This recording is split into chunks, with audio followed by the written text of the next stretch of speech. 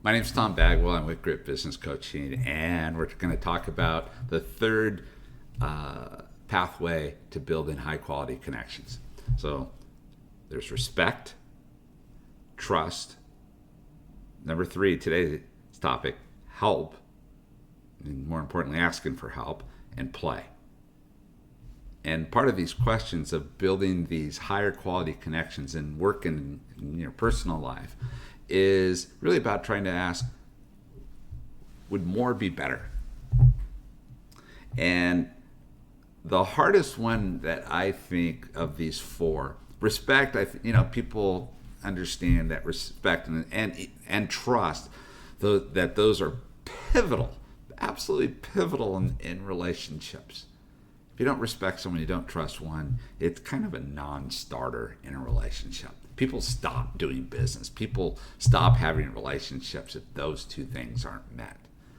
But we're not here necessarily for the sustainability side. I want to talk about growth and flourishing and thriving, the domain of positive psychology. And the one that I see most people get stuck with is what's called task enabling, help, and more importantly, the willingness to ask for help. And so I was just like, why is it so hard to ask for help? And I think it goes to these, some deep-seated fears. The first one is it goes right into these feelings like imposter syndrome. If I ask for help, then that means I can't do it. If I ask for help, it means I'm weak. If I ask for help, it means I'm overwhelmed. It ends up with these amazing things that talk about that just absolutely cut us in terms of our own self-worth and self-value. We don't ask for help because we may not trust someone to offer help. Why would you offer someone or ask for help from someone who doesn't want you to succeed? It just doesn't work. There's other parts of this too, where we may not ask for help because we think other people are just as busy, and we get inside our head about asking for help. Here's the flip side. It was pretty amazing. When I ask people in my workshops, how many people here would, if someone asked you for help, would be more likely than not willing to give it? You get the entire room raising their hand. And that's not the challenge. The challenge is, can you find inside enough the strength to be vulnerable, to ask for help when you need it? That's a ticket. Because if all we have is a bunch of people that are willing to offer help and no one's willing to receive it, the system's broken. And I think what happens is that ability where it grows relationships is the ability to be able to rely on someone else and they rely on you. That grows relationships. Everyone standing on their own without any reliance on the other person, it's not as strong. So how do we do this? How do we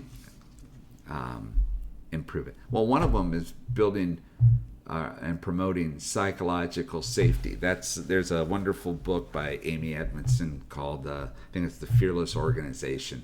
And inside it, it's a wonderful book, highly recommend. You take advantage of,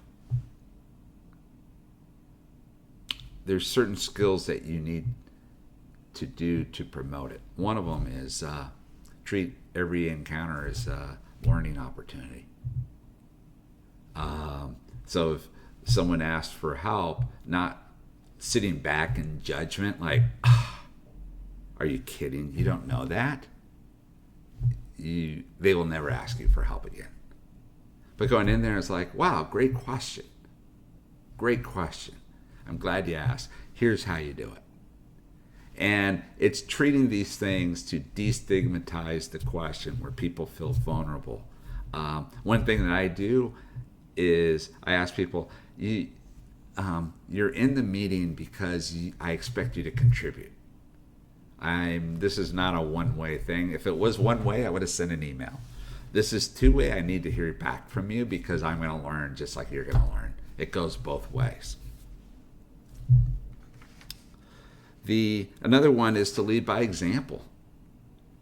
If you don't ask for help, you're not creating an environment where it's okay to ask for it.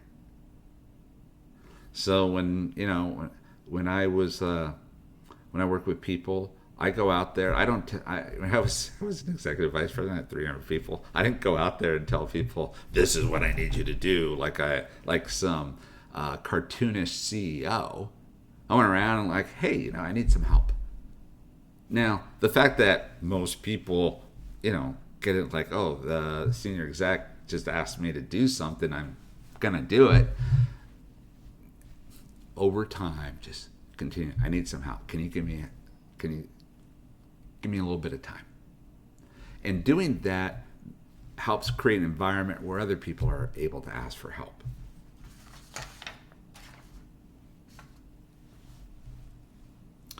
Fostering this growth mindset versus a fixed mindset also helps people ask for help. If the examples that I would talk about is, isn't it amazing that the highest performing athletes, actors, actresses, highest performing people in the world all have coaches. And it's not because they're not the best at it. In many cases, they are among the very, very best to have ever done it.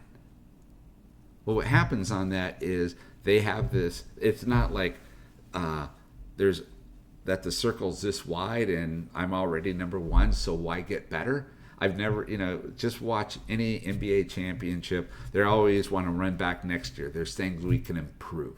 And that mindset that I can grow is absolutely incredible in terms of asking for help, because if you're the top of your field and you ask for help, you are sending a strong message. And that's how we get it. So when you talk to people, ask for help, offer help, but start with asking. All right? Have a great day. Talk to you later.